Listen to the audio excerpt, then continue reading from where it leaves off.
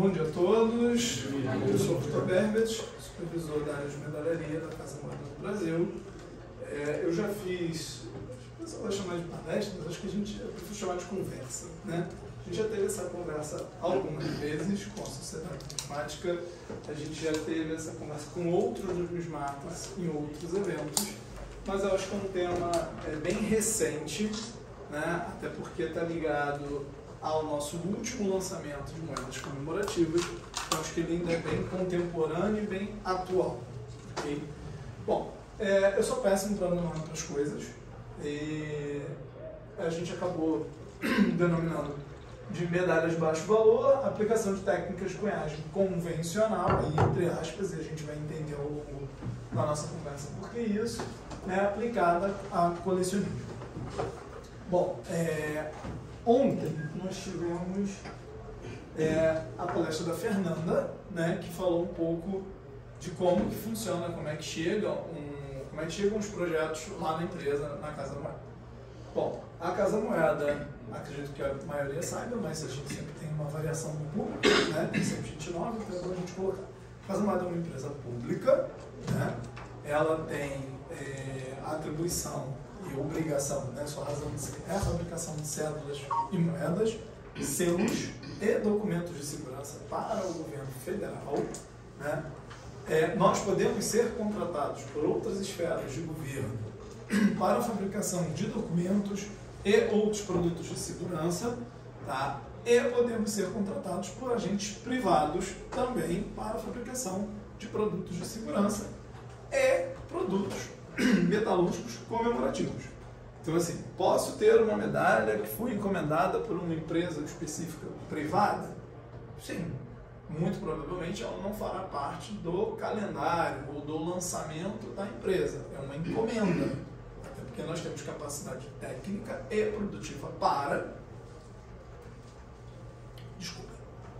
E nós vamos preparar ao gosto do cliente, claro, com a nossa curadoria, né, na nossa parte artística, analisando não só o que é possível fazer e executar, mas aquilo que é de bom tom, aquilo que é adequado, a melhor maneira de contar a história, né, daquele cliente. Ok? Então eu vou dar um pequeno passando para quem não assistiu, não teve tempo, ou não pôde assistir a palestra da Fernanda ontem. Então, assim, entendam, para quem assistiu, ou para quem tiver mais curiosidade, são alguns slides que resumem uma palestra de quase uma hora da Fernanda, que é especialista no assunto. Tá? Então vamos lá. Bom, como é que começa um projeto artístico? Né? Eu acho que eu pulei alguma coisa. Não. Ah, tá. Beleza. Deixa eu voltar aqui. Essa pergunta é melhor, né? É certinho para você, tipo. Melhor. Deixa eu tirar essa água, que eu sou muito estabanado. E a chance de molhar não só o teclado, mas todo mundo é imensa. Beleza. Tá. Bom, como é que chega um projeto artístico? Como é que a gente chega numa moeda ou numa medalha? O caminho é da seguinte mesmo. A gente vai ter uma conversa inicial com o cliente, tá? Nessa conversa inicial vai acontecer o que a gente chama, o pessoal da área de design, de artes, acaba chamando de marketing, acaba chamando de briefing, que é o momento que o cliente coloca as expectativas dele e quais são as ideias iniciais que ele tem. Ah, poxa vida, eu quero celebrar, sei lá, 30 anos da minha empresa no Brasil. Ok, então vamos lá. O que sua empresa faz? Qual é a sua logomarca? Por que seu cliente lembra de você? Vou pegar um cliente privado que fica fácil, fica mais rápido de explicar, né? Por que seu cliente lembra de você? Por que você é diferente do seu concorrente? O que marca para os seus funcionários ou para quem faz parte da sua empresa o que você faz? Qual é a primeira lembrança, né, que a pessoa tem? Ah, lembra daquela fábrica que, poxa, foi tão legal, tem uma arquitetura assim, assim, sabe? Opa, vai ter um insight para o artista, é legal mostrar a fábrica. Lembrando, uma moeda e uma medalha contam uma história. Né? É um livro que só tem uma folha e 2 páginas. Tem que caber ali dentro. E se não contar a história inteira, falhou. Perdeu a razão de ser. E aí vai começar a diferenciação entre moeda e medalha. Moeda, o André tratou aqui antes, A gente tem todo um arcabouço histórico, por que aquilo aconteceu, uma iconografia, a medalha também, mas a moeda, no final das contas, é meio de pagamento. Então, a razão de ser, a primeira informação que ela tem que transmitir é fiduciária. Olha, transmito valor imediatamente. Quem pega tem que olhar e perceber. Aqui vale R$1, aqui vale $2, aqui vale 3 cents e assim vai. Na medalha, não. A medalha é um objeto artístico. A função da medalha é comunicar através da arte, é contar a história. Se não contou a história, falhou. Então, aí já começa a grande diferenciação, né, entre moeda e medalha. Tá? Então chega o projeto artístico, chega as propostas, a seção artística da Casa Moeda desenvolve, faz os primeiros desenhos, faz as primeiras proposições de layout e vamos aprovar com o cliente. Aprovou, é hora de gravar a matriz. Né? Vamos gravar a primeira matriz para fazer a prova de cunhagem. Certo? Lá na fase de layout, a gente vai discutir o quê?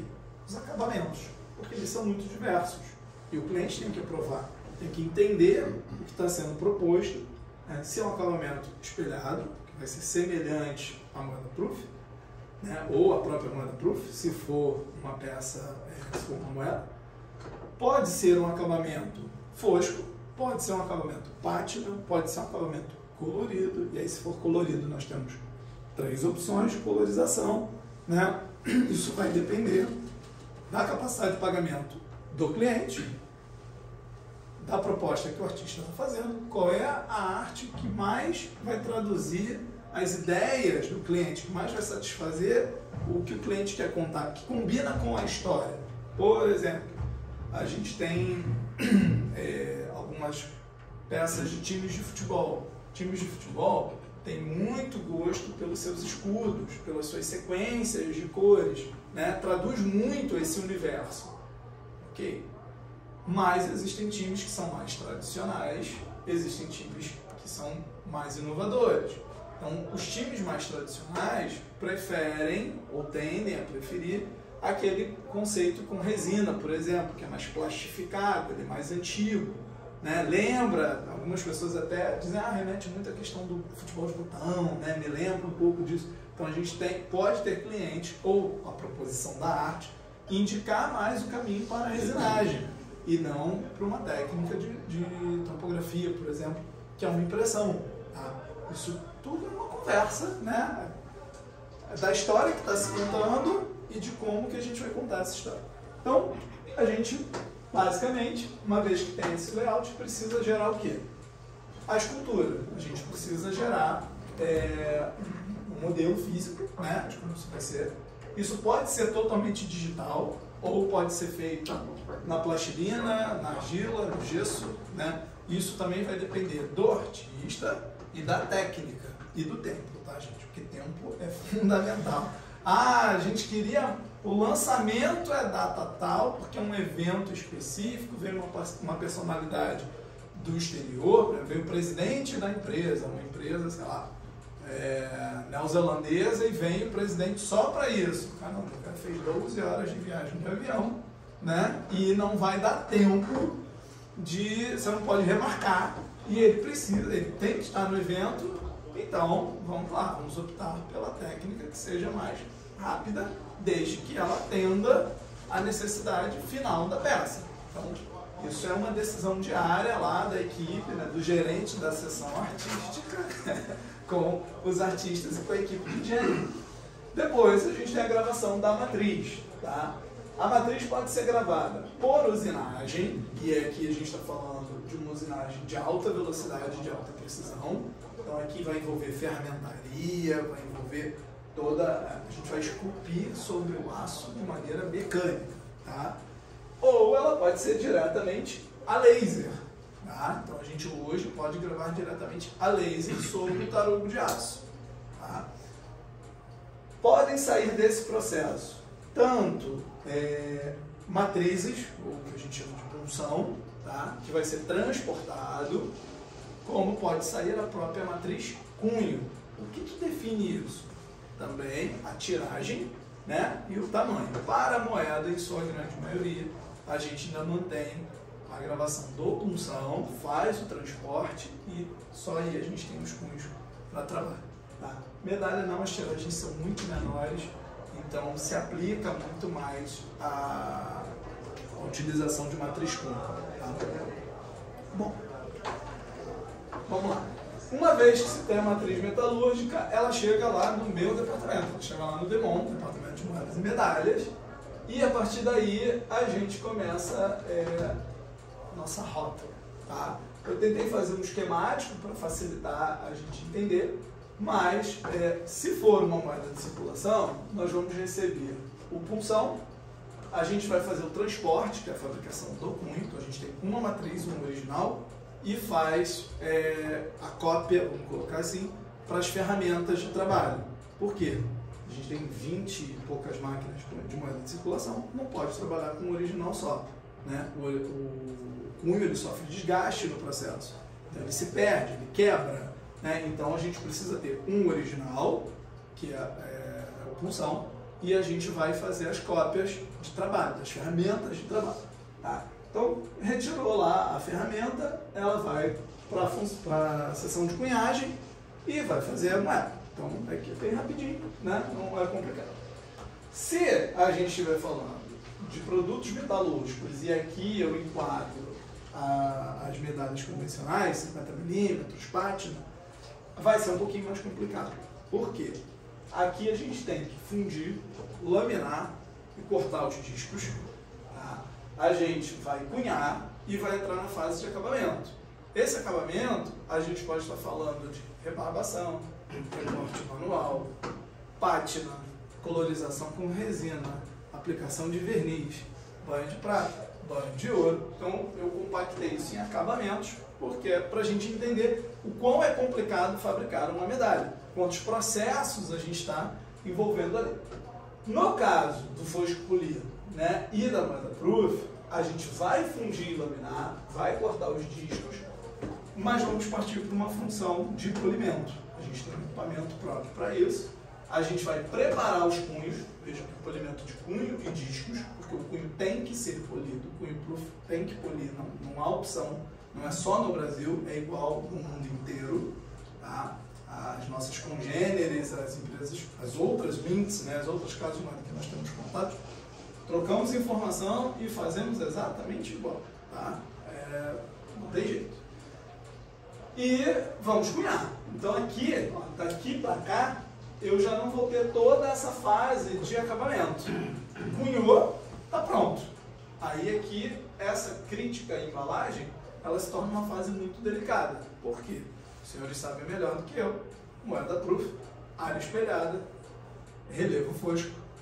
Não podemos usar as mãos, não podemos tocar nas peças, porque a própria gordura das mãos, os ácidos que temos na nossa pele, é suficiente.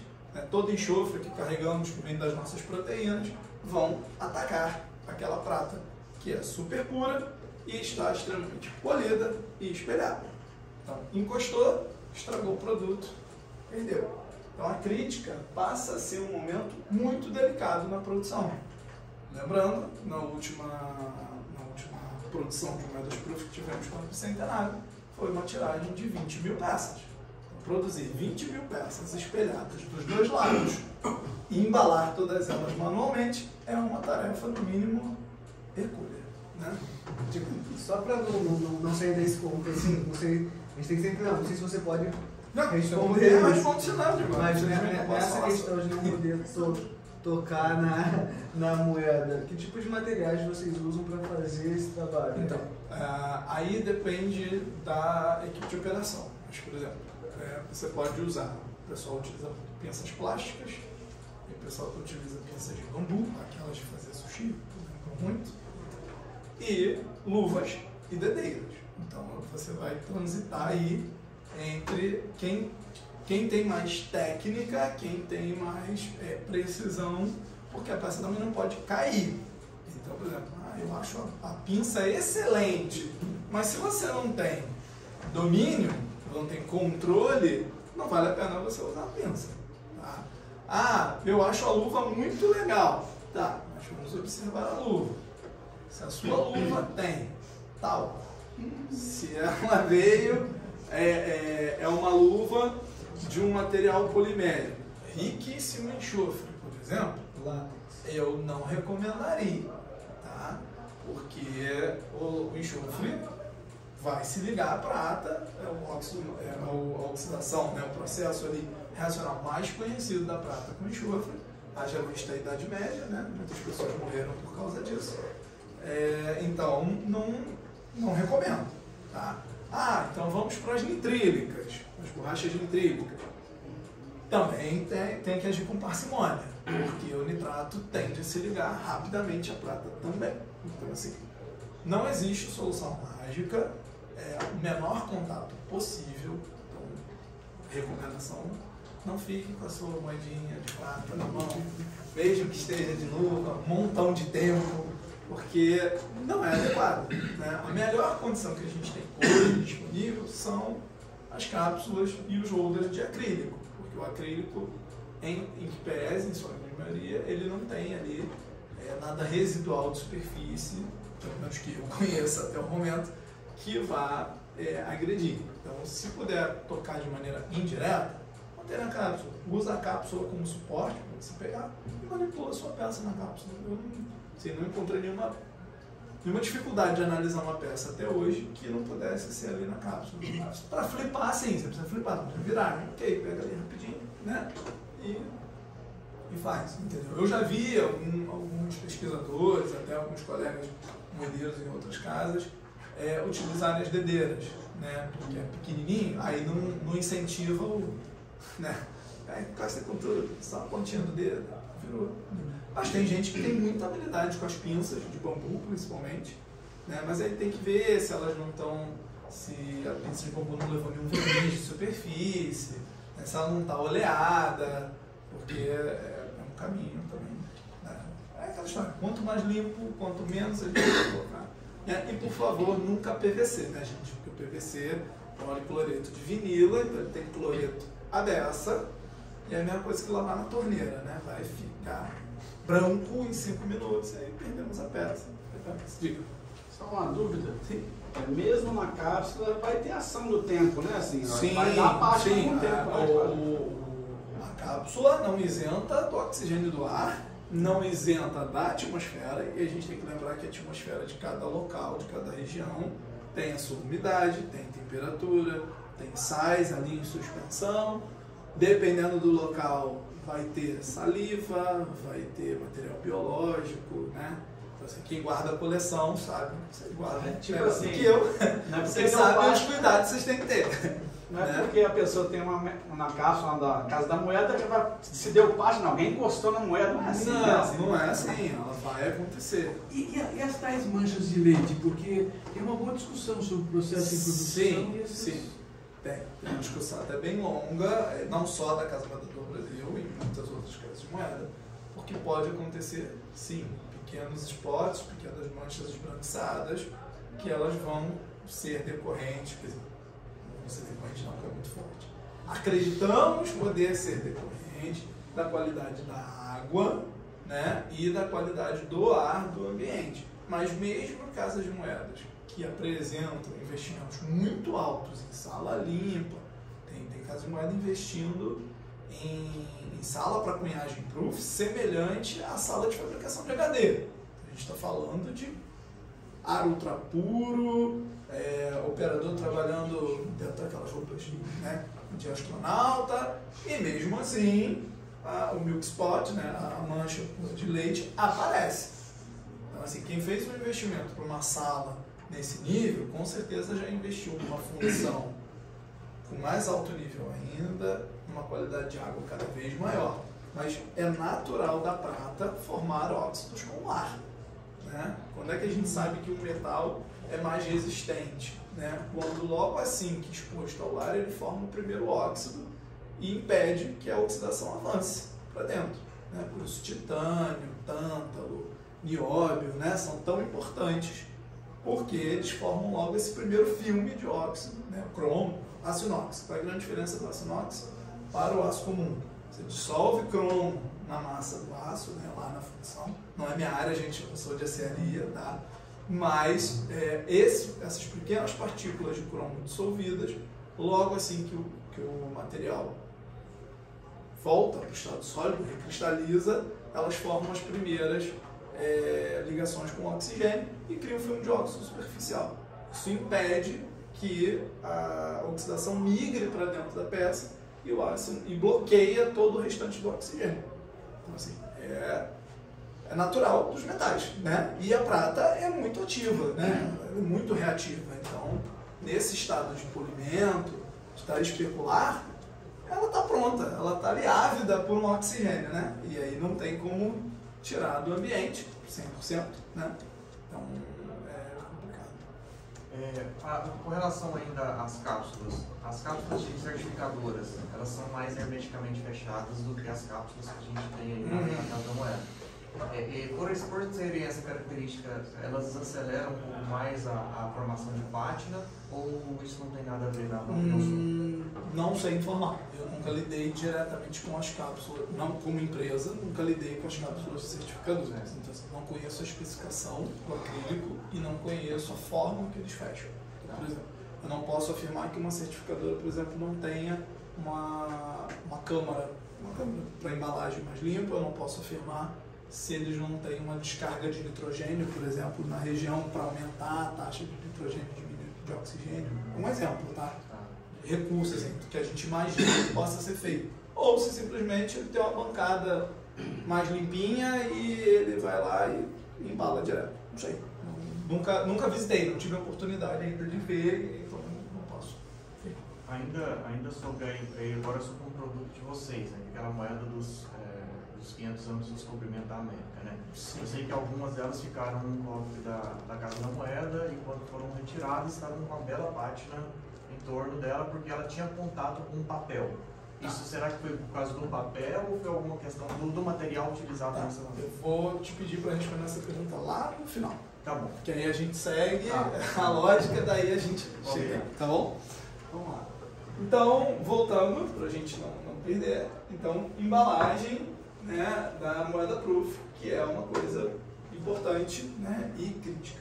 Ok? Muito bem. Então, sabemos as características dos produtos que temos. Moeda de circulação, mesmo que ela seja brilhante uncirculated, né, mesmo que ela seja flor de cunho, ela vai ter áreas brilhantes, polidas, mas nunca especular, né? O relevo, a diferenciação entre relevo e fundo vai ser basicamente pela cunhagem. A gente não vai ter ali nenhum trabalho para fazer esse destaque, até porque não se manteria pelos próprios materiais, né? Os produtos metalúrgicos convencionais, aqui a gente entra medalha, distintivo, encomenda, né? Vão ter seus acabamentos e possivelmente verniz e pátina, são os mais comuns. E no proof a gente vai ter essa diferenciação, fundo espelhado, mais polido, né? Pode ser ainda fosco polido, e a utilização da cápsula para evitar o contato. Tá. E aí, esse termo, a gente acaba evocando o termo baixo valor, né? É um termo que surgiu entre as equipes, como é que a gente conseguiria fazer produtos numismáticos, fazer medalhas, né? Utilizando materiais mais acessíveis, né? Como é que eu faço isso? Como é que eu melhoro? Como é que eu apresento opções melhores, mais interessantes, mais tendendo ao proof, né? Se eu botar aqui meu... Como é que eu faço um produto que tenda mais para cá do que para cá? Como é que eu posso melhorar isso? Como é que eu posso melhorar essa diferenciação fundo e relevo? Né? Como é que eu posso chegar a produtos com uma qualidade, falando aí, objetivo, considerando que o proof é o topo, né? Mais para cá, tendendo para uma qualidade mais alta do que para a moeda de circulação. Lembrando, algumas pessoas sabem, outros não, a gente já conversou sobre isso, uma média de cunhagem de circulação é 700 peças por minuto por máquina.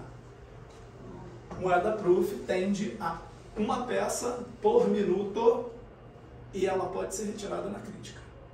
Posso cunhar e desprezar. Ó, cunhei, gastei 1 minuto, olhar e dizer assim, ó, não tá bom. Distribui aqui. Vai fundir.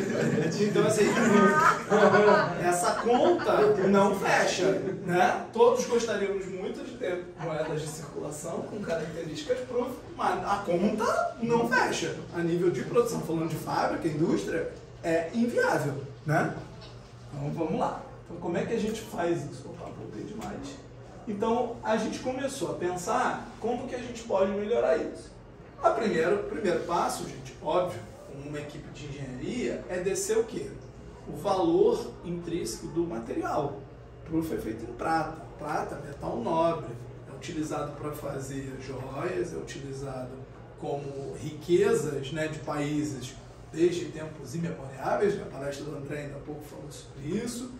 Mas também é utilizado na indústria de tecnologia, é usado para fazer soldas e fios, né? Toda a parte eletrônica de celulares, equipamentos médicos, né? Então, é um produto, é um insumo, uma matéria-prima muito cara. Então, não tem como a gente pensar em fazer um produto mais acessível sem trocar essa base. Então, vamos lá, vamos trocar a base. Vamos começar a pensar em como reduzir esse custo. Tá? Depois, obviamente, a gente começou a pensar em técnicas. Então, vamos seguir um pouco nessa história. Bom, falando em trocar base, vamos lá. A gente poderia começar pensando nas ligas de cobre, né? Porque a gente usa o bronze para fazer medalha, a gente faz algumas peças semi-proof, né? Ou fosco polido, feitas ali com bronze polido, mas o cobre também nas últimas décadas aumentou muito o seu valor na bolsa, por causa de toda a indústria de eletrônico, por causa de toda a evolução da parte de telecomunicações. Então, trabalhar com bronze que tem um alto teor de cobre não seria recomendado, porque a gente vai cair quase que na mesma condição lá da prata. Tá? Então, as opções que a gente teria seriam o latão, que vai ter um baixo teor de cobre, tá? Em relação ao nosso bronze, e o cupro-níquel, que é uma liga muito utilizada historicamente para moedas mesmo de circulação. Tá? Ou o aço inox, que é uma coisa que a Casa Moeda, é um metal, né? Uma liga metálica que a Casa Moeda domina muito bem. Então a gente conhece bastante, a gente já teve séries de moedas inteiras em aço inox. A gente mantém os 50 centavos hoje todo, né, em aço inox. O núcleo de R$1 é aço inox. Então, assim, a gente tem conhecimento, tem expertise, é bem estável, quimicamente falando, para a questão ambiental, né? Então, é uma coisa interessante. Segundo, trabalhar com processos automáticos, porque lembra que eu falei? 700 peças por minuto contra uma peça por minuto. Então, quanto mais eu aumento a velocidade do processo, aumento quantas peças eu consigo tirar por minuto, eu vou reduzir ali mão de obra, eu vou reduzir controles, né? A gente está falando de crítica manual. Não existe ainda no mercado, apesar da gente saber que a robótica, a informática, a eletrônica avançaram muito, não existe ainda nenhum equipamento que faça inspeção automática de moedas. Tá? Os senhores sabem melhor do que eu como é muito legal fotografar uma moeda, um trabalho que dá para conseguir uma imagem boa e que pegue todos os aspectos. Muitas vezes, para compor nossas coleções ou palestras, né, tiramos mais de uma foto da mesma peça. Uma com mais luz para poder mostrar as partes mais altas, outra com quase luz nenhuma para tentar mostrar o máximo do fundo. Capturar defeito, então, é um sofrimento, né? Todos sabemos. E todo mundo pensa o quê? Não, uma moeda, uma medalha só tem dois lados. Tem dois lados para contar a história. Mas a gente não pode esquecer o quê? Do bordo e da orla. É uma peça tridimensional. E quando a gente está falando de inspeção de qualidade, tem que olhar todos os lados. Então, o bordo, a orla, entram nessa questão. Se for uma peça serrilhada, a área serrilhada, o alto e baixo relevo da serrilha, também entra nessa questão. Então, assim, conseguir um equipamento para analisar nesse nível de criticidade e profundidade, ainda não temos no mercado. Tá? Existem algumas máquinas, relatos que algumas casas de moeda utilizam sistemas semi-automáticos ou automatizados, mas é uma coisa assim, para ver aquele defeito que é gritante ou para verificar se o gravado, né, se as linhas do gravado estão lá. Você, opa, era para ter um homem aqui, tem um homem aqui, tem um boneco, né? Uma figura humanoide. Está presente, ok, pode seguir. É um processo ainda muito delicado. Para o proof, eu nunca ouvi falar, tá? Eu sei de moeda de circulação, é bem complicado. Então, para a gente conseguir chegar numa peça mais interessante, a gente precisou reduzir o valor da matéria-prima, pensamos em processos automáticos e tiragens maiores, porque a gente dilui custo de produção e aí a gente consegue chegar numa coisa mais acessível. Opa, eu estou perdido aqui.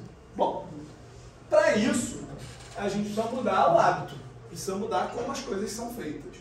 Então, para quem nunca viu, esse é o interior de uma prensa de medalhas, tá? Essa é a K400, é uma prensa de 400 toneladas, que no passado era utilizada para fabricação de ficha DDI. Acho que ninguém aqui, todo mundo novinho, ninguém nunca viu, só nas coleções, né? Então, era uma ficha muito específica, de um metal muito duro, com um relevo muito específico e que tinha uma função. Ela tinha que funcionar, né? Ela tinha função de pagamento e mecânico. Então, você tinha que encaixar lá, era uma engenharia danada. Então, por isso, uma prensa de 400 toneladas. Um monstro, tá? Que a gente só tem um foco da parte interna, mas era um objeto mecânico. Então, como um objeto mecânico, essa prensa podia ter uma prensa da década de 70, tá, gente? Ela é eletromecânica, tem um painel gigantesco, ainda com fusíveis, ela estala o tempo todo, enquanto ela está funcionando, porque era característica da época, ela tem carta de controle, um cartucho desse tamanho, você espeta lá, igual o cartucho de videogame. É bem, assim, é interessante de ver a evolução, né, histórica da coisa, mas é um equipamento que se permitia ter uma lubrificação aparente, você ter graxa, óleo, porque o produto a que se destina não tinha brilho nenhum, né, gente? É totalmente fosco, ele tinha que mecanicamente encaixar, tinha que ter seus vincos perfeitos, então era uma máquina para isso, e que nós, sabiamente, aproveitamos ela para a fabricação de medalha, porque ela entrega uma potência, né, ela entrega uma força de cunhagem descomunal, 400 toneladas é muita coisa. Então, quando a gente está falando de uma medalha robusta, uma medalha de 4 milímetros de espessura, né, 50, 60, 70 gramas de material, é muita coisa. Então, entregar 400 toneladas é bastante coisa. Diga. Não puder responder. Não, ok. Mas como é na medalha, é mais tranquilo. Ali naquela máquina, eu não vejo nenhuma ferramenta para justificar isso, mas como essa porrada, desculpa, mas essa porrada de 400 toneladas não esfarela a medalha? Esse a ideia é virar pobre, né? Esse é o segredo. Não, vamos lá. Lembra que a gente falou lá atrás? Lá dentro. Aqui, que eu tenho processo de cunhagem e acabamentos, isso aqui no produto metalúrgico, ele é cíclico. Eu tenho que voltar muitas vezes na cunhagem e eu tenho que dar passos, e quem veio da área mecânica vai entender melhor, a gente tem que usinar, desbastar, rebarbar, tirar excessos e retornar para o processo de cunhagem.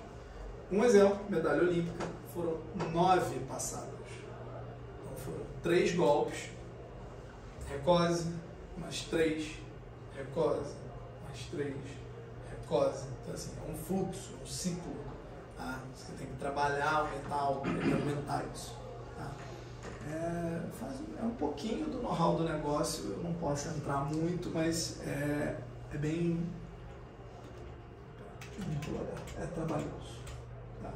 Bom, uma vez cunhado, a gente entra no acabamento, e aqui são 2 acabamentos manuais, um é o recorte, o outro é a resinagem, que são manuais, então não tem como isso aqui ser aplicado numa peça onde eu quero baixar custo e que eu quero aumentar a quantidade emitida, que eu quero atingir mais público, né?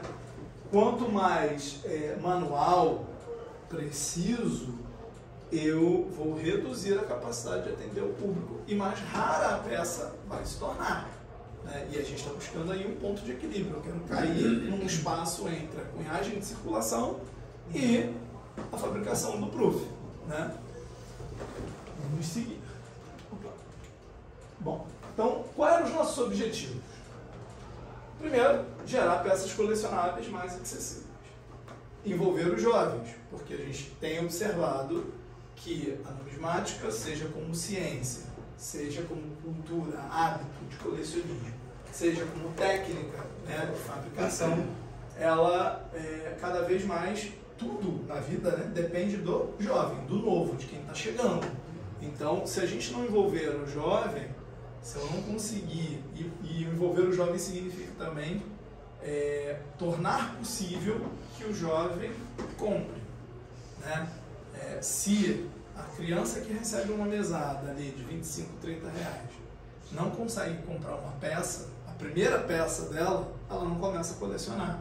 Se a gente esperar ela chegar à idade adulta e trabalhar, ter salário para comprar a primeira peça, ela não vai desenvolver o hábito, ela não vai desenvolver a paixão pelo colecionismo, né? Claro, algumas pessoas despertam em idades mais avançadas, mas o natural, que sabemos, né, é que quanto mais cedo se começa, né, se cria um hábito, até porque você tem vida a decorrer para colecionar, para viajar, para escolher, para ver, para aprender, né? Seja como hobby ou como ciência, como trabalho, né? A gente tem que lembrar que tem historiadores dedicados à numismática, né? Tem muitos de vocês que têm lojas que fazem disso um negócio.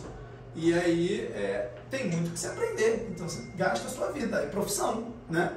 E não adianta fazer isso.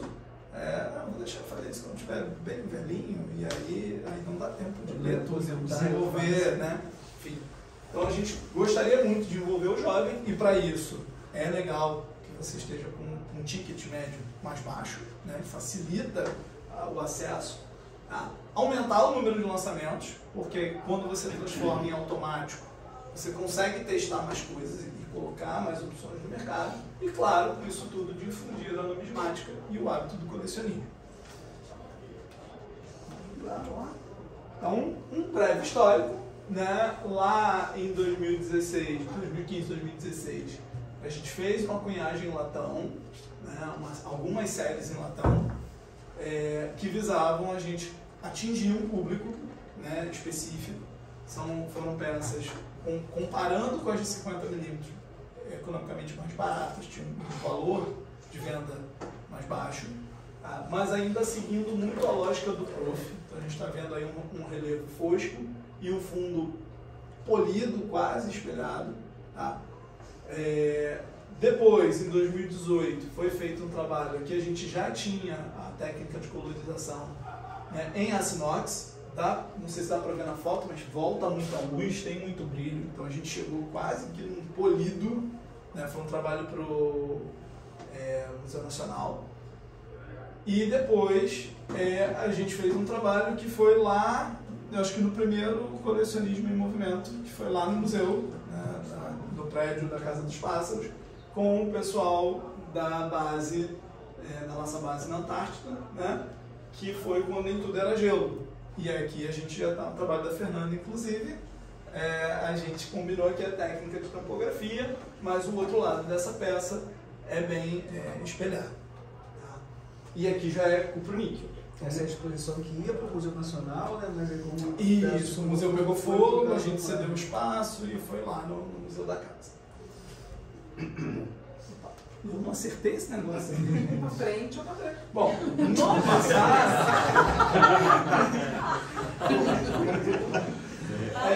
no passado, a gente já tinha feito, com a gente, a equipe da casa, tá? Já havíamos feito trabalhos em cuproníquel, mas visando moedas comemorativas não circuladas, né?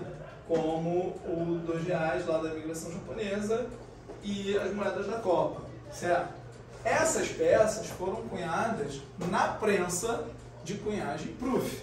Então, apesar delas não serem proof, para que a gente garantisse o acabamento e a qualidade, a lógica utilizada tanto da equipe artística quanto da equipe de produção, olha, vamos reservar tempo e espaço lá na prensa de cunhagem proof, que é uma prensa separada, limpinha, para cunhar esses produtos. Isso reduzia a nossa capacidade de tiragem diária, né, de produção diária, e a própria equipe de produção que faz a embalagem mantinha uma lógica, porque a gente está falando de treinamento de equipe, gente, uma lógica de olhar esse produto quase que como um proof.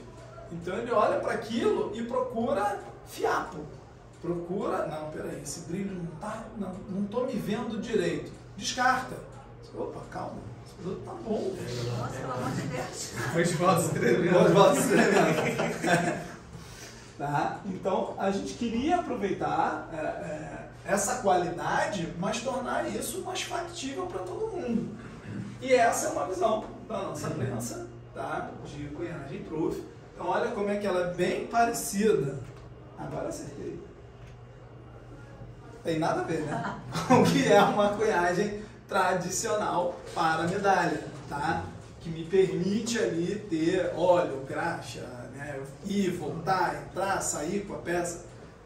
Aqui a gente está falando de, primeiro, material atualhado, né? Uma lupa, iluminação interna em mais de um ponto, toda ela é isolada, isso é uma janela, tá? Ó, você vê que a máquina está aqui inteira e o acesso do operador é por uma pequena janelinha, para a gente diminuir o quê? A visão interna dela. Para a gente ver aqui, ó, tem uma sequência de peças mecânicas e eletrônicas, mas todas elas não vão apresentar lubrificação aparente. Tá? Isso aqui toda ela, você vê, ó, tem brilho aqui, eu estou vendo o reflexo dessa peça aqui. A própria máquina é polida, né? Ela é limpa constantemente. Então, assim, para que eu possa transferir uma área especular, né, do aço para a prata, o equipamento praticamente tem que ser especular também. Então é uma área com muito cuidado, uma área que é tratada assim como um bebê, né? É um equipamento que entrega bastante potência na cunhagem, tá? Mas vai funcionar de uma maneira diferente. Okay? E aqui a parte que mais interessa. Nós temos o cunho, a virola e lá dentro o outro cunho. Aqui a gente está falando de uma admissão manual. Então, o operador vai vir e vai colocar a moedinha dele, o disco, né, aqui dentro, um por um. Seja com uma pinça, seja com a dedeira, seja com uma luva. Tá? Ele não vai tocar na face do disco. Vai trabalhar com o máximo de controle e milímetro possível e vai tirar essa peça também com o máximo de cuidado possível e vai fazer a primeira crítica. Se ele entender que não está adequado, que não tem relevo suficiente para o coração do nosso amigo doer, ele descarta. Ele pode entender que está boa, colocar no estojo e seguir. Vai haver uma segunda crítica lá na frente. E lá na frente também alguém pode olhar com uma lupa e dizer, olha, não está bom. Quantas críticas tem? Pelo menos duas. E a gente quer saber. Mais a inspeção de qualidade. Pelo menos mais uma inspeção de qualidade. A gente quer saber onde fica a lixeira, porque se Isso. a gente. Segunda-feira o João tá lá com informa vassoura. Não, tranquilo. Bom, aqui eu trouxe como referência a peça do Bicentenário, que eu acho que é interessante para quem não conhece a peça e para quem não conhece. Não remete a nenhuma proof rapidamente, ou não ligou o nome da pessoa. A gente tem um relevo forrosco, um fundo especular. É claro que para tirar foto de fundo especular é praticamente impossível, né? Você vê a câmera, você se vê o fundo, vê o background. Eu consigo. Ó, que bom! Deixa o cartão já. Deixa o cartão. Vaza uma luz. Né? Vaza a luz, né? Luz direta, luz indireta. É um exercício, tá, gente? Então, eu prefiro trazer assim, porque todos sabemos que o fundo é especular, então vamos olhar para o relevo, que é muito mais interessante. Então, quando a gente olhar para esse relevo, e com mais carinho, com mais atenção, a gente vai perceber o seguinte: além das expressões, que são ótimas, mas todas as lapelas, né, toda a parte do vestido, todo o bordado, ele está lá. Isso foi esculpido, isso foi trabalhado pela equipe da artista, isso foi transportado para a matriz, isso é tratado na lupa, com todo o esmero, com toda a paciência. Então, quando a gente faz a cunhagem, é isso que a gente olha também. Olha, transportou, está tudo aqui. Mas eu não posso exigir esse nível de complexidade de gravado para uma peça de circulação e para uma peça intermediária, vamos colocá-la no meio do caminho. Também eu gostaria de muito, mas eu preciso pesar a mão, saber para que lado eu vou. Porque se eu colocar isso tudo aqui, se o artista colocar isso tudo aqui na peça, eu não vou conseguir tirar ela lá na hora de cunhar, né? E aí começa a famosa reunião de prova de cunhagem, que a equipe de produção faz o piloto, chama o artista, chama a engenharia, chama a qualidade, lupa e vamos cada um defender o seu peixe, puxar o peixe para o seu lado da brasa. É bom que o Pergas fala aqui, a gente tem que expulsar as colegas já olha assim. Aí começa a briga de foice à noite. O que é possível de se executar, o que gostaríamos de produzir, o que foi pensado pela equipe, isso sem envolver o cliente, porque chega um momento que, olha, esta é a melhor peça que podemos fabricar, a produção ficará homogênea, ou mais homogênea possível nessa condição, então essa é a peça eleita para ser apresentada e aprovada pelo cliente. Então, ela sai e vai lá, olha essa aqui, essa é eleita, escolhida, the one, ela vai para o cliente olhar. Em alguns momentos, dependendo, o cliente não pode acompanhar alguma coisa do piloto ali, da produção, depende muito do lançamento, do tempo que se tenha também. Tá? Esse é o outro lado, que nós já conhecemos. Aqui já é um lado que a gente tem texto, então se tem texto, tem legenda, tem que ser legível, tem que ser compreensível, entendível, né? Em algumas fontes, o E, se fechar demais, vai aparecer o C, o I vai aparecer o L, né? Isso tudo é levado em consideração. Então, imagina transportar um texto todo como esse, que é extremamente conhecido, né, pelo nosso povo, para uma peça menor, com uma cunhagem mais rápida. Então, assim, opa, não dá. Nessa fonte, nesse tipo de texto, não vai dar para fazer. Então, a gente precisa repensar como eu faria. Né? Tanto como eu faria, a gente envolve desde o artista que propõe, até as equipes de engenharia que definem programação de máquina. Né? Então, vamos lá, como é que a gente faz isso caber, como é que faz funcionar? E aí, a gente parou, dá aquele freio e pensa, ok, já temos várias informações, preciso baixar o material, o custo da matéria-prima, preciso fazer mais rápido, não posso fazer naquele ambiente cheio de óleos e graxas e outras coisas, preciso ser mais rápido e as engrenagens vão mudando. Então eu preciso, quanto mais preciso, melhor. Preciso de um ambiente mais limpo e mais controlado. Gostaria muito de manter a alimentação manual, apesar dela reduzir a quantidade produzida por dia, me dá mais controle, eu consigo criticar mais, olhar mais para a peça. E o essencial, multigolpe. Por que a medalha, como o André perguntou, consegue chegar numa qualidade multigolpe? A prensa de cunhagem de circulação é monogolpe. Um tiro, um morto. Uma cunhagem, uma batida, uma moeda. É isso. Na cunhagem proof, 3 golpes, 4 golpes. Isso vai depender do processo do produto, para a gente ir empurrando o metal para baixo e retendo aquele que a gente quer que tenha relevo nas cavidades do matrizeiro. Então eu bato uma, bato duas, bato três, bato quatro, bato cinco, aí vai depender do quanto o metal aguenta da dureza que eu especifiquei, da espessura do material, do quanto ele precisa chegar, de como que a arte foi concebida, de como uma matrizeira foi concebida para encostar em todas as áreas.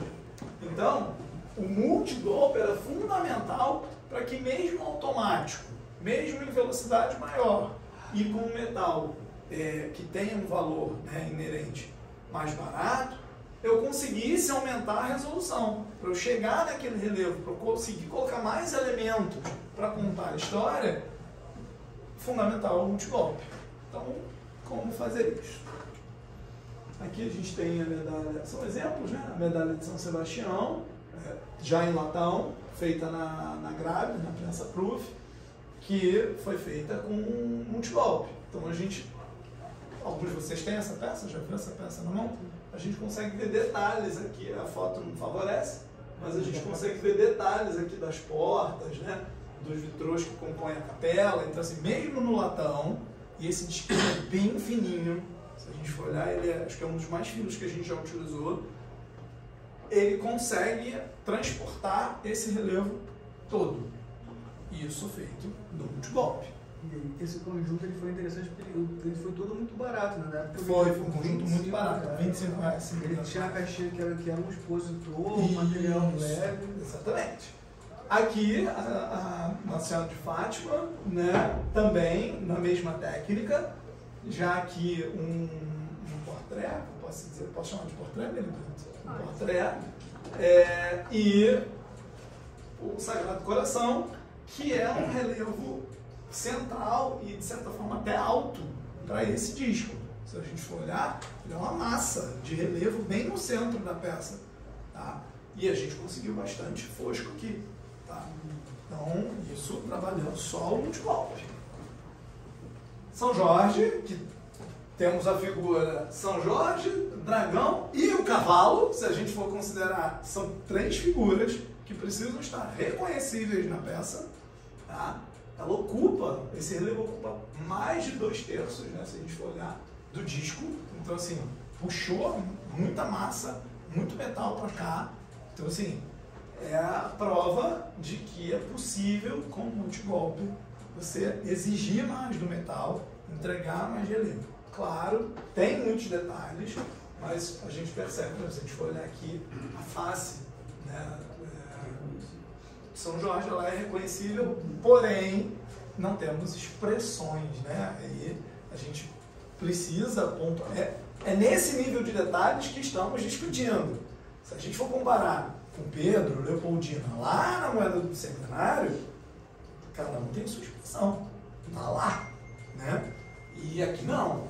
Então a gente identifica-se o rosto, não é só o layout, você identifica o rosto de São Jorge. O dragão, né, dá para perceber onde é o olho, onde é dente, onde é boca, né?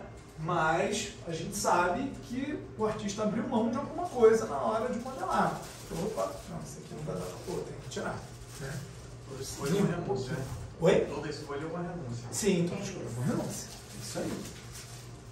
E aí, nós testamos a medalha do Vasco, né, que foi em aço inox. E a gente tem bastante coisa. Se a gente for olhar aqui, não parece, a gente não tem nenhum portrait, mas a gente tem legenda dos 2 lados, a gente tem caravela, que é um marco, muitas velas e tem uma inversão, porque eu estou vindo em relevo e desço para fazer a cruz de Malta, né? Então eu estava subindo e do nada ela entra de novo, então quase que retorce o metal aí, né? E desse lado, a foto não favorece, mas essa cruz de Malta está em relevo. Ela recebe uma topografia, por parte da sugestão do artista, por questão do clube, a cruz de Malta é icônica para o time, em vermelho, né? Mas essa cruz de Malta tem relevo. E é uma peça, um relevo que pega o centro da peça e praticamente metade, se a gente for medir aqui, é quase metade da peça em relevo. Essa daí já foi topografia ou ainda era de montagem? Já topografia. Não há sinox, ela é topografia, se não me engano, nos 50 ela é resinável. A técnica da cruz de Malta é a mesma usada nas flâmulas com as datas? Desculpa. A técnica da cruz de malta de relevo é a mesma usada nas datas das flâmulas? Aí a turma tá... É só a altura de altura. Sim. Tá. Porque aí já não é minha praia. Não é comigo. E a secretária vendeu muito, né? Vendeu muito. Foi muito legal. Todos os vice. Aí nós temos outras peças, uma que a gente fez para o GSI, foi uma peça sobre encomenda, né? E a peça do museu, que é muito interessante porque o museu está todo lá. O prédio do museu é conhecido, tem muita janelinha, tem muito detalhe e ela está toda lá.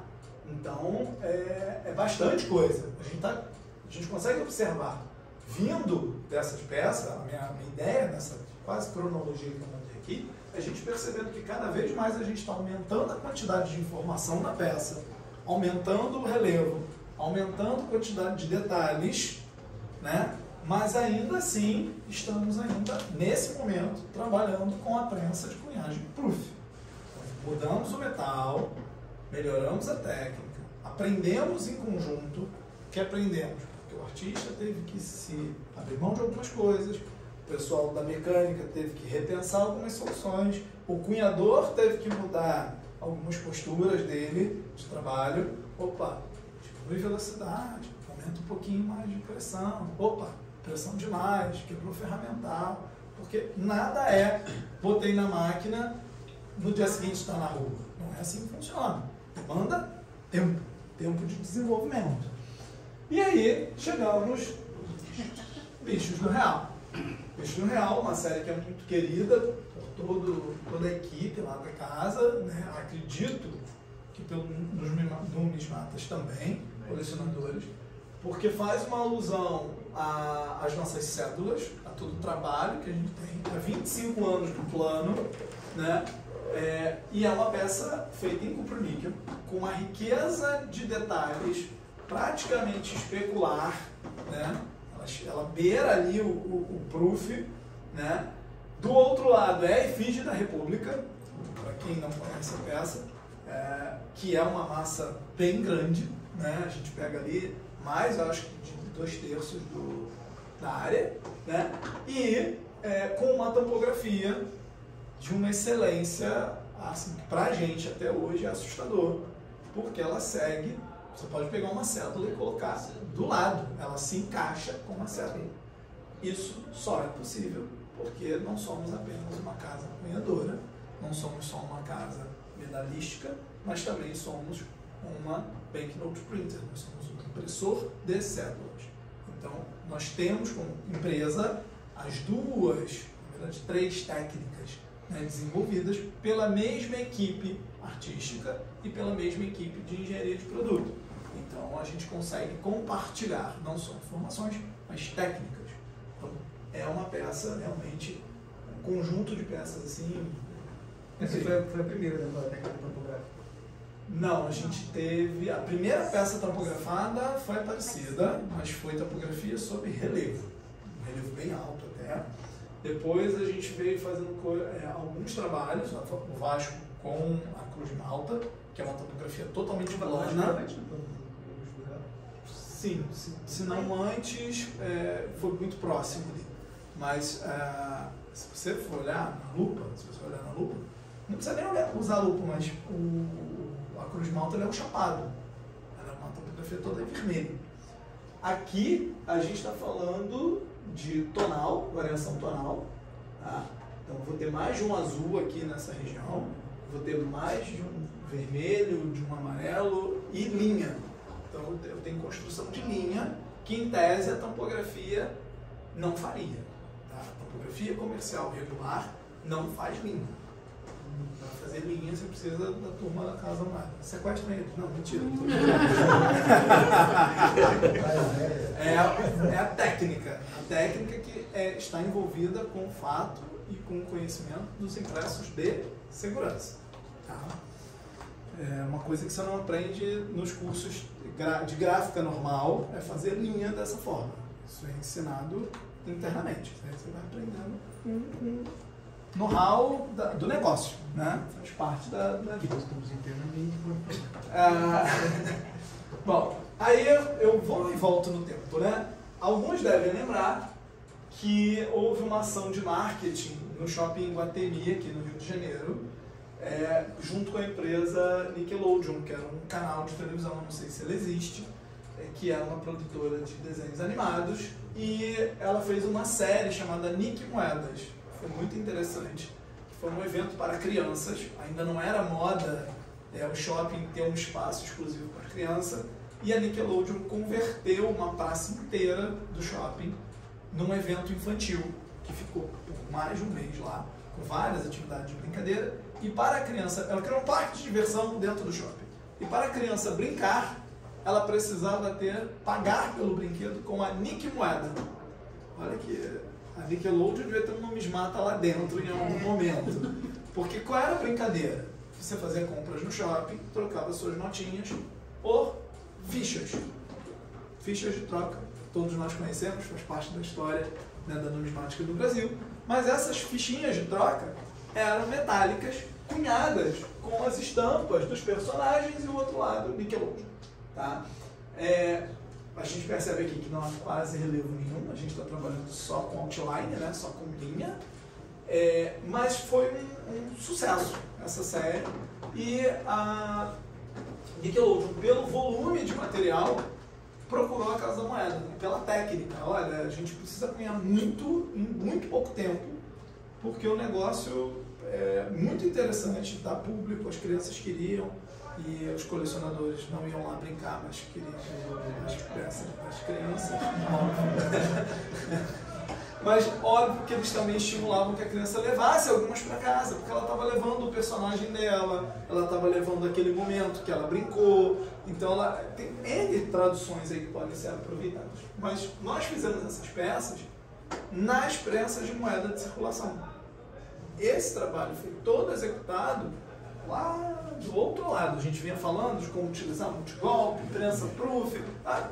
Não, esse é um trabalho celebrativo, não vou colocar comemorativo, porque não entrou no catálogo da empresa, foi uma encomenda, mas todo feito numa prensa de circulação.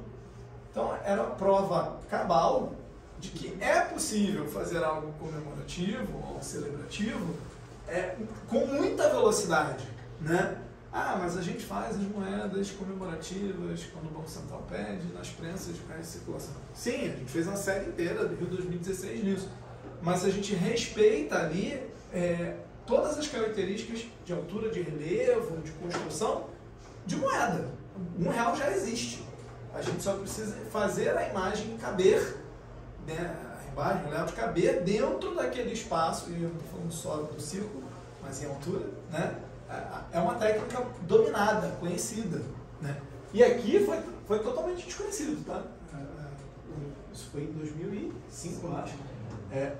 Era tudo desconhecido. O metal, a forma que ia ser, o que cabia, o que não caberia, e tinha que ganhar com golpe só. Por isso o outline. Só que a gente já vem discutindo o quê? O multigolpe é a chave da coisa, é o segredo do negócio, então a gente precisa trazer isso para cá. Essas são prensas de circulação regular, são MRVs 200, são prensas Schuler, prensas alemãs, utilizadas na cunhagem de R$1.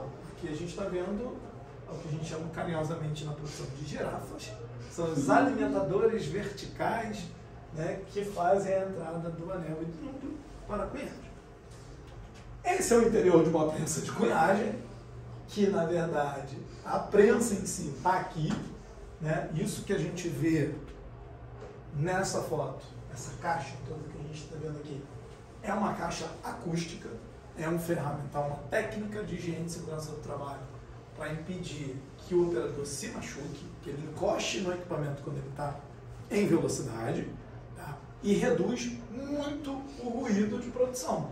Então eu quero preservar lá o meu operador, a saúde dele, a perda de audição pode causar N questões, desde estresse, né?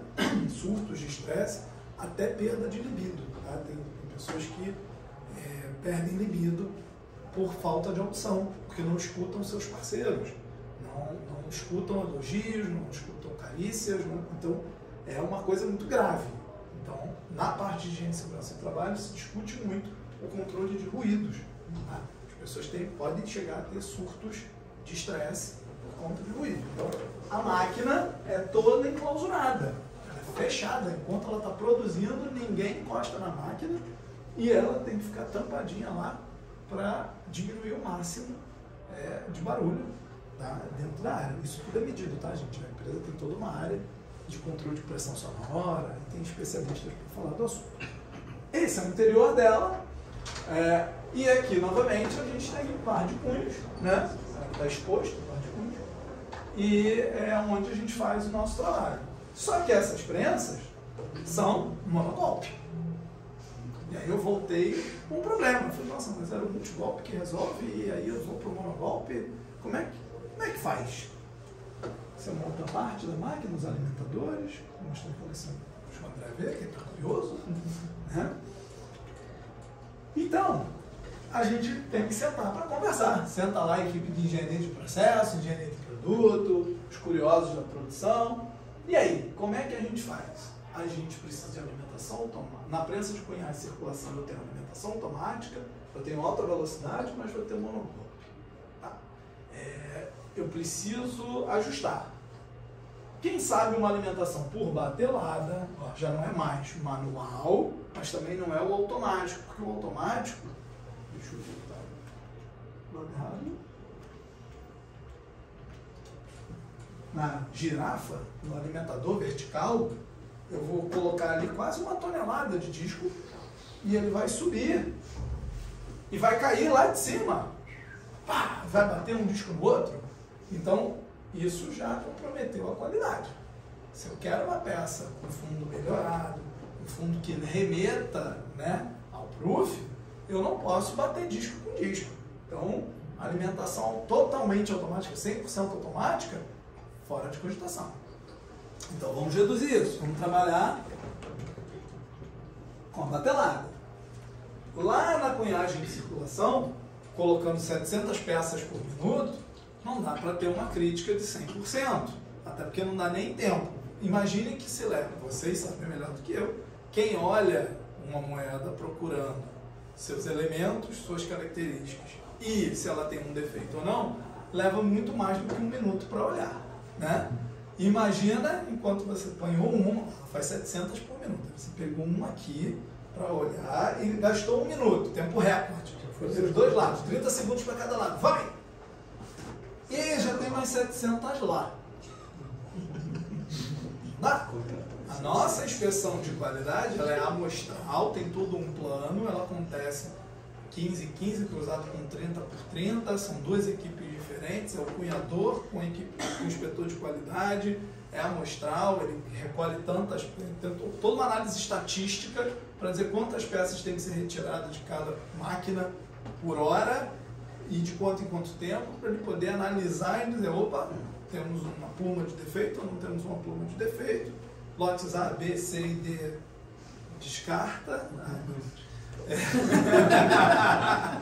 lotes E, F, G, H vão para a embalagem, né? Então não dá para ser. Então a gente entendeu que era necessário uma crítica de 100% nos lotes, tá? E um controle, maior controle que a gente conseguisse ter do ambiente interno da máquina, para que a gente alcançasse o que a gente estava buscando. E aí a gente tirou a... Não, tá certo. Desculpa, gente, um erro meu. Quando nem tudo era gelo, foi a primeira peça que a gente cunhou na 300. Foi a primeira peça cunhada fora da prensa de cunhagem proof. Foi quando a gente cunhou lá no processo que a gente está usando hoje, que eu vou mostrar para vocês. Então aqui, ó, a gente tem toda a área, né, que foi trabalhada lá pela Fernanda, que tem bastante detalhezinho, uma área fosca, né, e aqui a gente tem uma área bastante polida para a gente conseguir puxar, né, esse contraste, relevo e fundo. Tá?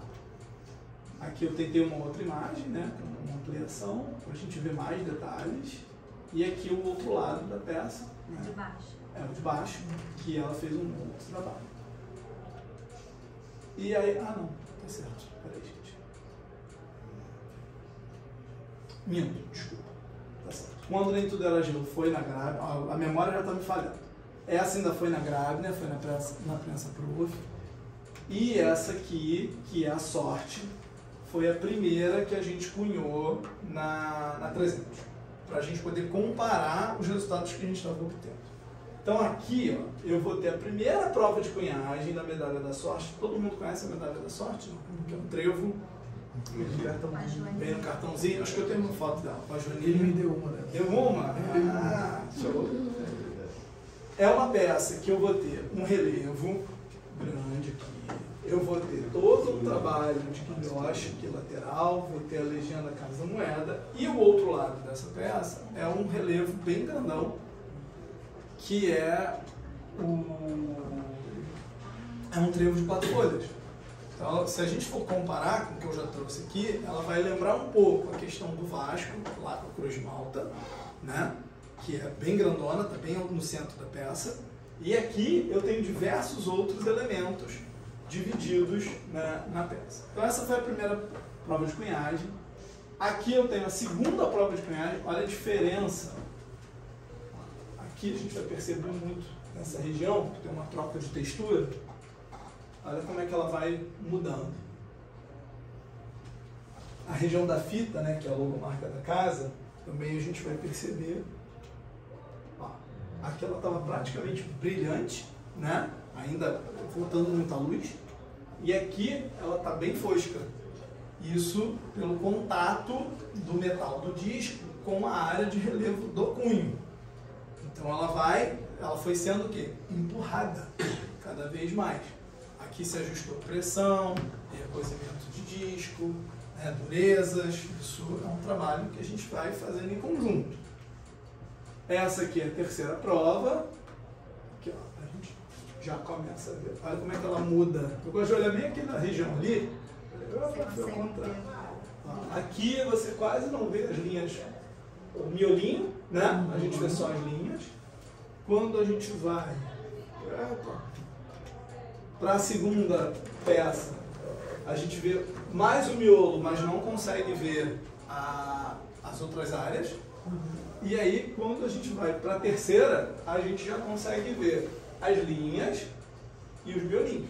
Então, assim, ela foi ganhando resolução, né, durante o trabalho que a gente foi desenvolvendo lá com as equipes, tanto com a equipe artística quanto com a equipe de produção. Tá? E aí,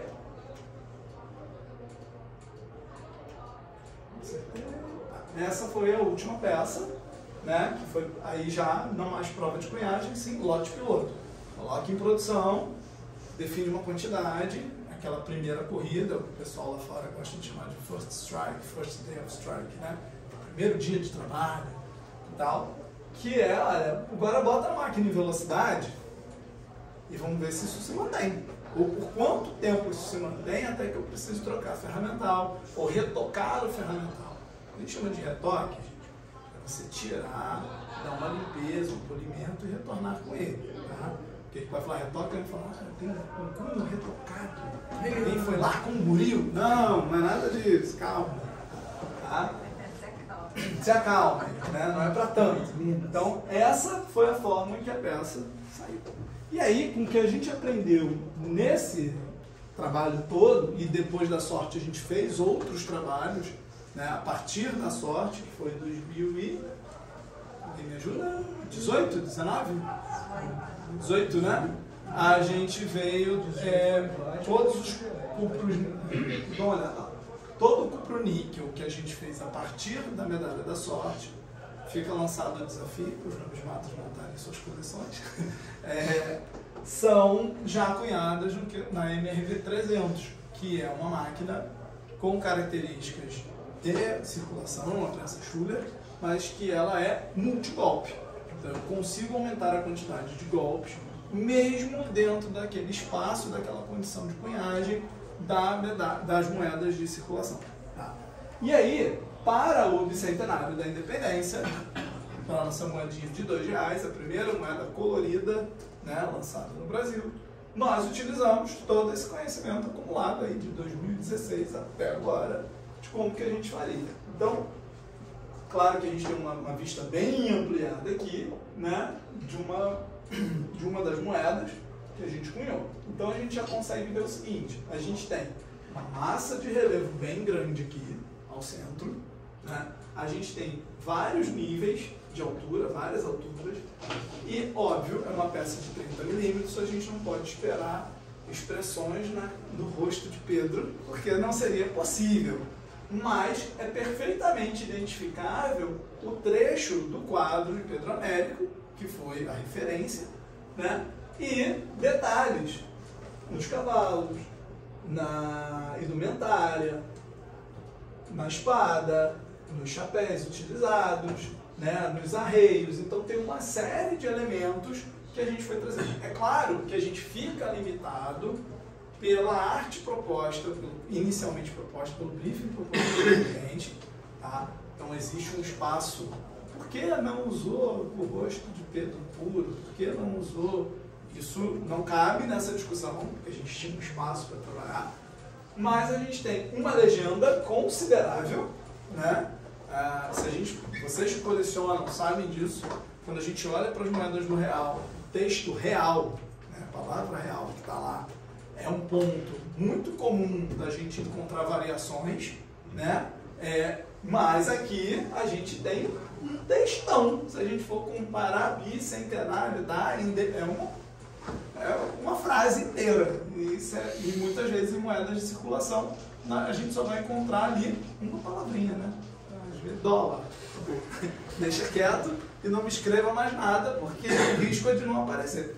E aqui a gente tem um texto muito legal, né? Tem duas sequências, né, de anos, né? 1822 a 2022. Então tem lá o numeral uma coisa complicada, porque comeu um detalhezinho, criou um 3, criou um 8 que não deveria existir, de um 8 virou um 0. Então assim, são detalhes que são considerados e que está tudo aí. A gente conseguiu entregar isso e foi uma tiragem de 40 mil peças. Então assim, feita ali ao longo de um ano, ainda tendo todo o trabalho da Proof. Então isso também traz mobilidade a nível de produção, onde eu posso continuar utilizando a prensa de cunhagem Proof para a fabricação de moedas de prata e seguir com uma cunhagem de moedas comemorativas num material mais acessível, em velocidade, sem comprometer os prazos de entrega. Então, todo o conhecimento acumulado lá de 2016, a gente foi aplicando e construindo. Então, aqui a gente tem... vamos falar um pouquinho de tampografia. Tampografia é uma curiosidade para alguns. Eu já dei uma palestra acho que só sobre tampografia, acho que foi com o pessoal da Sociedade Numismática também. Mas uma passando. O que é tampografia? Tampografia é a técnica de usar um tampão, uma grande borracha, para captar a tinta e entregar ela sobre uma superfície, que, curiosamente, para técnicas gráficas, não precisa ser sobre um plano. Ela tem a característica de respeitar a geometria ou o relevo, né, onde ela vai ser impressa. Então aqui a referência é a bolinha de golfe, que ela é toda, né, texturizada. Para isso, precisamos do tampão, que dá nome à técnica, e de chapas. Chapas que a Casa Moeda tem longa expertise em fabricar, porque fabrica para todos os seus produtos impressos de segurança, seja no documento dos seus cédulas, né? A tinta fica no tampão, então o tampão bate na chapa, capta a tinta, ele fica dessa forma que a gente está vendo aqui, uma imagem invertida, né? E ele aplica sobre a superfície, entregando essa tinta. Tá? Aqui, de novo, a medalha da sorte, né? Olha quanto de relevo a gente tem, um relevo central, grande, folhas, né? Então é bastante coisa. E o resultado dela impressa. Olha o ganho que a gente tem. Vamos lá, os senhores colecionam moedas, medalhas, objetos numismáticos de maneira geral há muito tempo. Se essa peça fosse toda esculpida, toda em metal, né? Cada vinco daquele deveria ter sido colocado aqui, a joaninha deveria existir aqui como um relevo e tudo mais. Seria uma peça interessantíssima? Sim, com certeza. Não estou desprezando a técnica da escultura, não é isso. Mas veja, que todo o efeito de luz seria prejudicado, que toda a questão da imagem do trevo de 4 folhas, que a grande maioria do público tem, seria prejudicada, porque o trevo não é cinza, ele é verde, um verde esperança, um verde característico. A joaninha é um animal bicolor, ela é basicamente preta e vermelha, ou amarela e preta, dependendo das espécies, mas é componente, é característico de se reconhecer. A joaninha é um bichinho desse tamanho, né? A gente quase não consegue ver, mas a gente logo reconhece a joaninha e quer pegar ela na mão.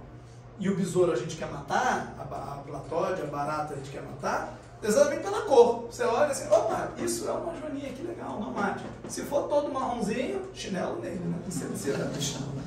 É isso. Então, assim, a cor faz parte do processo de comunicação. Então, a tampografia, ela vem para somar. Né? Aqui fica claro a presença da joaninha, mas o mais interessante é que a gente consegue trazer mais luz. Todo o efeito luz e sombra, numa peça que leva tampografia, ele muda. Porque antes o efeito luz e sombra era pensado para a escultura. Hoje, o artista tem que pensar no efeito luz e sombra lá na escultura, como é que ele funciona para o relevo, mas quando a gente imprime em superfície, esse efeito luz e sombra vai mudar a ótica, como que você olha para a peça, porque quem tem a peça, quem já pegou na mão, sabe que aqui em cima da joaninha é muito mais claro, muito mais brilhante do que aqui, porque aqui a gente imprimiu o quê? A sombra da joaninha em cima da folha. Né? A parte da folha aqui de cima tem muito mais luz, então eu usei uma tinta mais diluída, uma outra quantidade de tinta, né? E aqui ela vai sombrear. Então, assim, permite ao artista contar mais. Lembra? A medalha, a moeda, é um livro que só tem uma folha, 2 páginas, frente e verso. E tem que caber a história. A função da tampografia é aumentar a quantidade de história que eu consigo colocar nesse livro. Então é como se a gente tivesse feito um livro todo escrito, com um texto muito bem elaborado, e não sei se todos têm acesso têm filhos, enfim, acesso à criança, aquela que a gente chama de livro pop-up. É aquele livro que você abre e ele tem uma dobradura embutida. Ele traz, a história está contada ali, mas se ele está falando de um castelo ou de uma flor, sai uma flor lá de dentro. Aí a criança percebe, né, o leitor percebe, surgiu uma flor. É exatamente essa a função da tampografia. É trazer, é uma medalha da sorte, ok, é um trevo, ok. É um trevo de 4 folhas, verde, a joaninha, que é um símbolo de sorte, né, carregar mais informação nesse espaço. E aí, a partir daí, a gente tem toda uma série de peças de cuproníquel, utilizando a técnica de tampografia, como eu tinha falado lá no início, times de futebol prezam muito pelos seus escudos, porque é uma maneira de identificar rápido o time, né? A cor também, eles utilizam muito. E algumas outras peças que a gente fez ao longo aí, dos anos com tampografia. Então a gente tem a questão da Esquadrilha da Fumaça, que é uma peça muito legal, porque as aeronaves mudam e a grande maioria do público é leigo em aeronaves, mas cores nós entendemos. Então é fácil de perceber que no passado se utilizava uma aeronave mais mecânica, né, menos moderna para a sua época, né, que era o início da esquadrilha, e hoje utilizamos aeronaves muito mais modernas, né, só pela diferença do cockpit, né, do local de embarque do piloto e de pilotagem, a gente já percebe como que a técnica mudou, como que hoje é muito mais moderna. Né? A técnica também nos permite reproduzir imagens, quadros, né, com excelente resolução. Tá? Então as peças da série do Tríptico do Bicentenário, né, essas peças são referentes a quadros históricos, painéis mais de 2 metros, 6 metros, aí, dependendo do quadro, que a gente conseguiu imprimir com uma resolução ali acima de 300 dpi. Um nível de resolução para uma peça de 40 milímetros absurdo. Tá? E a peça da Anita Garibaldi, que eu gosto de colocar como referência, que é onde a tampografia contribui para aumentar a dimensão da peça. Por quê? Esse é o chale, que é um símbolo feminino, né? Um pano vermelho, que é o símbolo dos revolucionários em várias culturas, e a Anitta foi dessa forma, abraçando o mundo, certo? Se essa peça fosse somente escultura, sem a componente cor, a gente teria um relevo aqui na frente do globo, certo? Somente. E o laço. Então seria uma coisa, um pano, uma fita, talvez uma faixa na frente do globo. Quando a gente aplica a tampografia, pinta isso de vermelho, então evoca a questão da Anitta de ser revolucionária e tal, mas consegue aplicar a tampografia no fundo e faz uma diferença entre os tons de vermelho. Todos conhecem a peça? Já tiveram uma na mão? Não. Ela no fundo é um vermelho mais escuro e tem regiões que entra bastante tinta preta, então ela vai fazer uma sombra. Quando se olha a peça de frente, na mão, claro que a minha foto é horrorosa, né? Ela não é suficiente para transportar a qualidade da peça, se percebe que é um chale e que é um pano que abraça o globo. Então a gente aumentou a dimensão da própria escultura, que normalmente só seria percebido se tivéssemos modelado literalmente um globo e um pano, uma peça, né, que abraçasse. Mas no 2D praticamente, né, uma lâmina que é a medalha, conseguimos o mesmo efeito.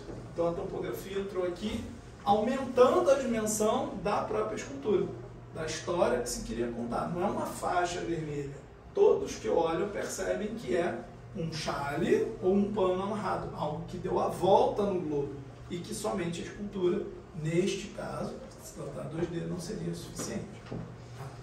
Então, aqui aliando já as duas técnicas, aumentando a compreensão. A nossa equipe aumenta a compreensão das técnicas e começa a trabalhar já em conjunto.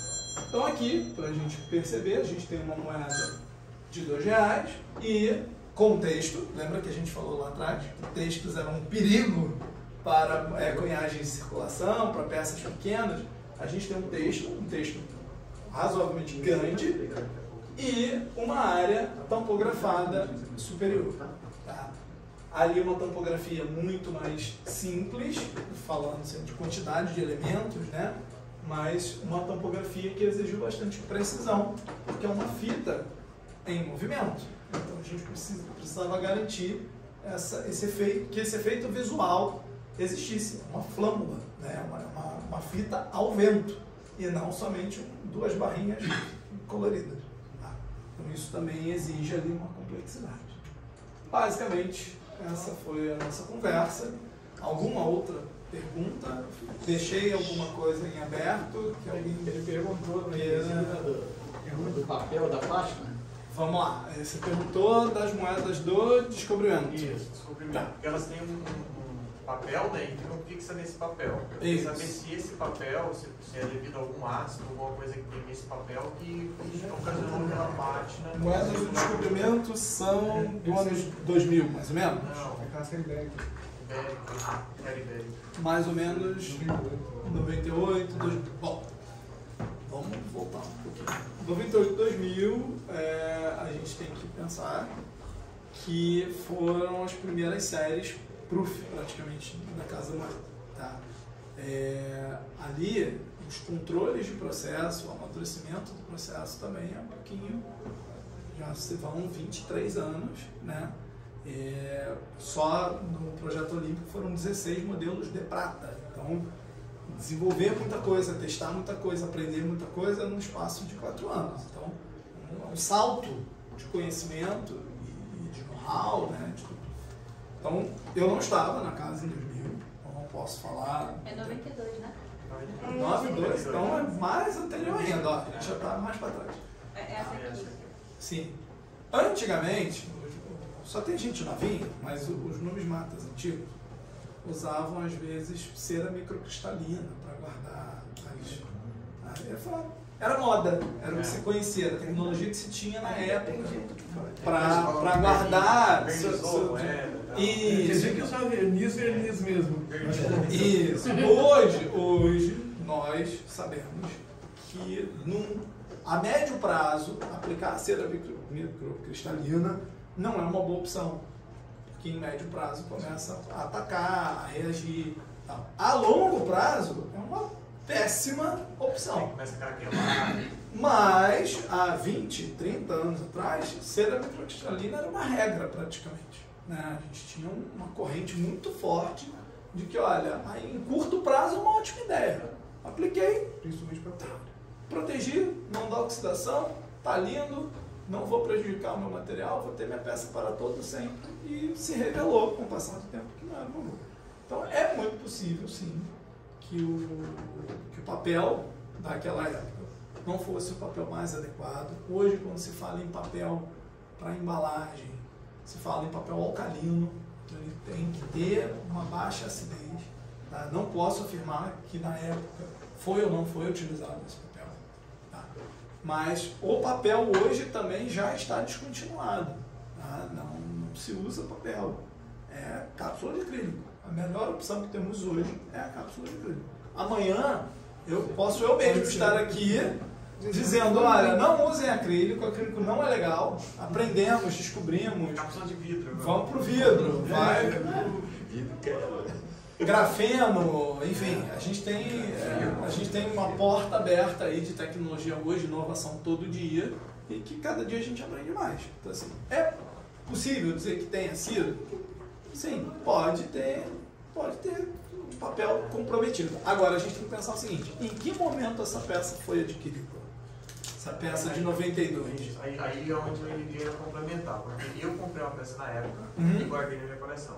Okay. Mas o lote de peças que foram retiradas do cofre do Banco Central, todos vieram com pátio. E a minha não criou pátio.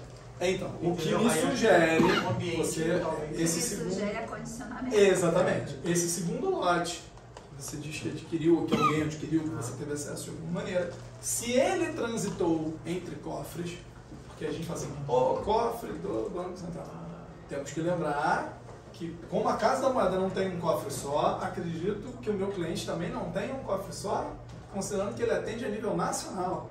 Né? Então, essa peça viajou de avião? Muito possível.